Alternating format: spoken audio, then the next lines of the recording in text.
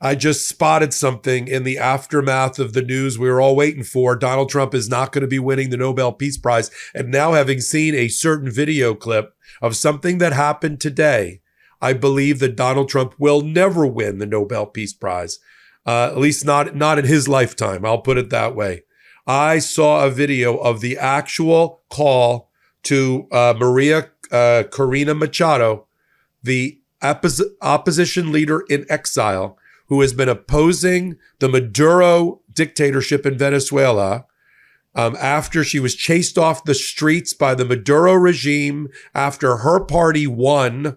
And there was election denying the Jan 6 moment in Venezuela, which is another, I think, troll of the Nobel Peace Prize Committee. We're going to give it to the opposition leader of somebody who actually did something about election denying and the abuse of power. And so the phone call that I caught, when you hear this phone call, you tell me whether you think Donald Trump will ever receive a phone call like this from the Nobel Peace Prize Committee. The emotion that poured out of the guy that made the call, the secretary of the committee. Now picture Donald Trump getting a call from this guy. You're on MeidasTouch and Legal AF. I'm Michael Popok. I wanted to give my kind of spin about what just happened as the world continues to reject the America First president, as I said, closer to being a war criminal than he is ever winning the Nobel Peace Prize.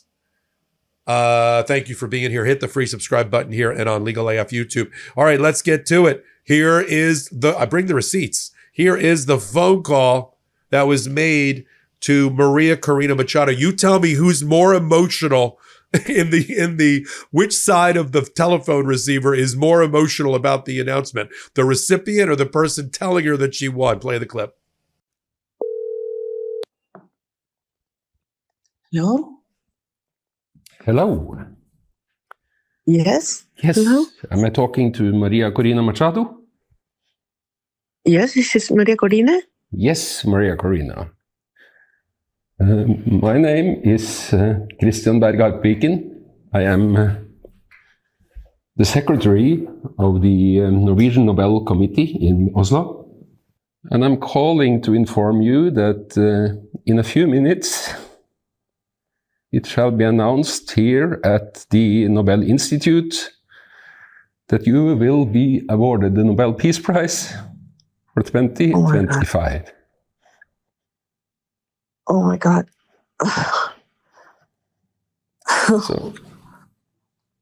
So warmest congratulations to you, Maria.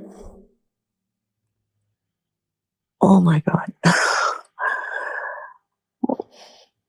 Oh my God. Well, I have no words. I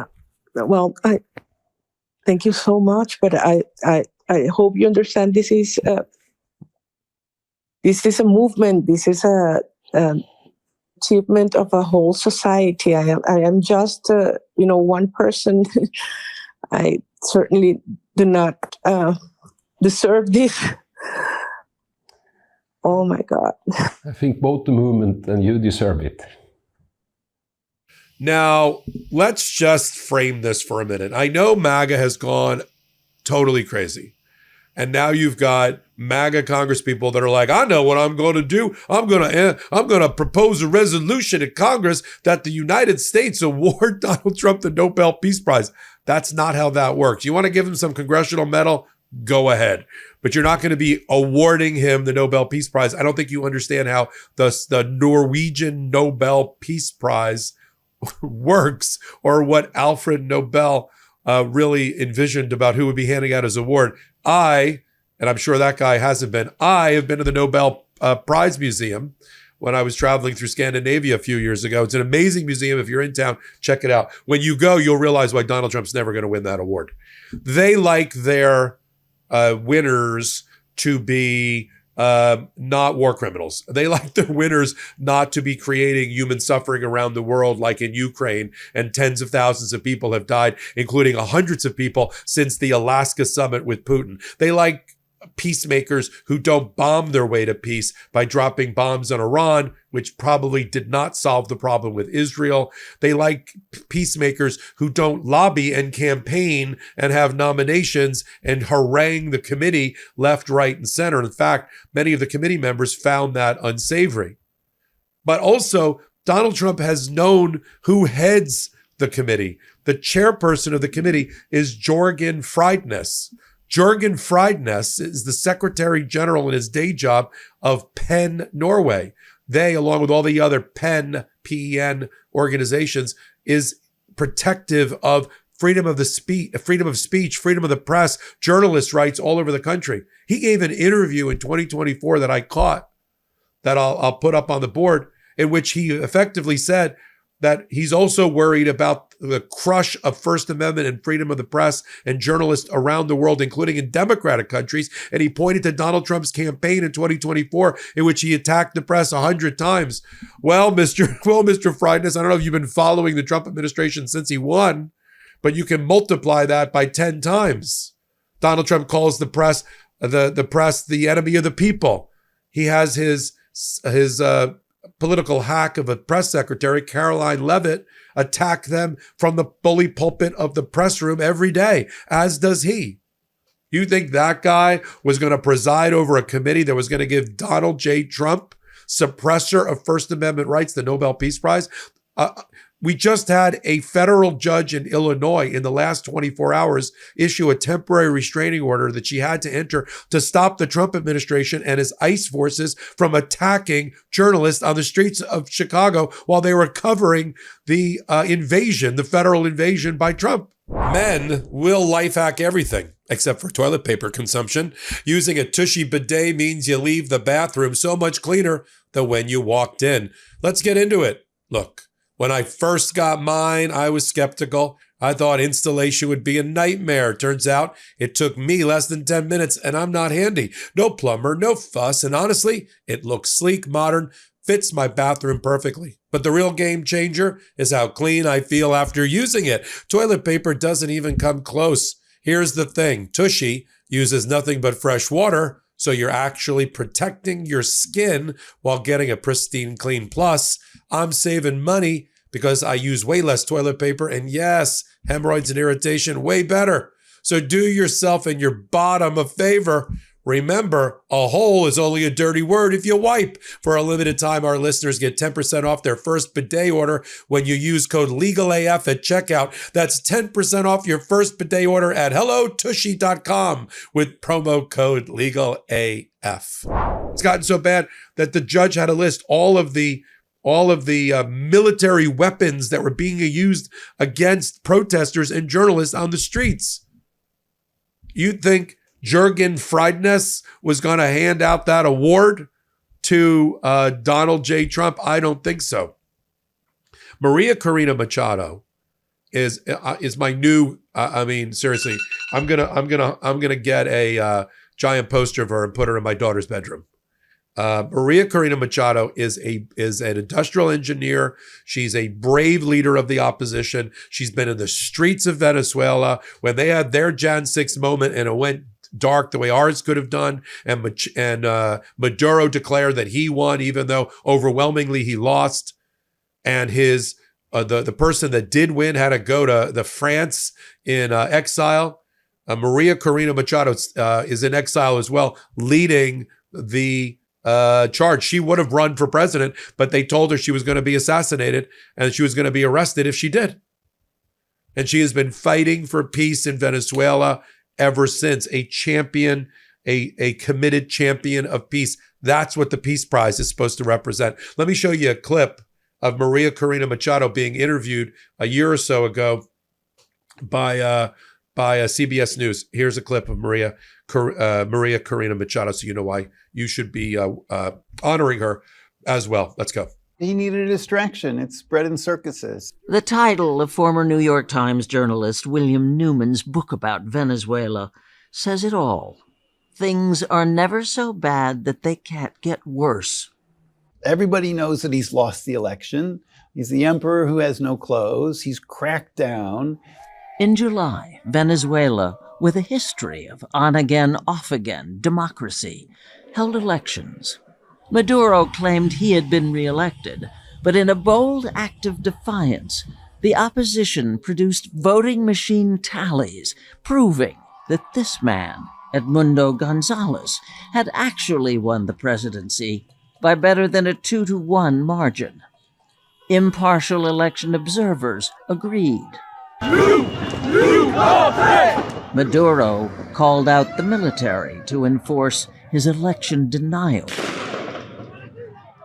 Gonzalez was told, "Leave the country or else." He turned up in Spain. At least 24 people were killed and more than 2,000 detained in the chaos.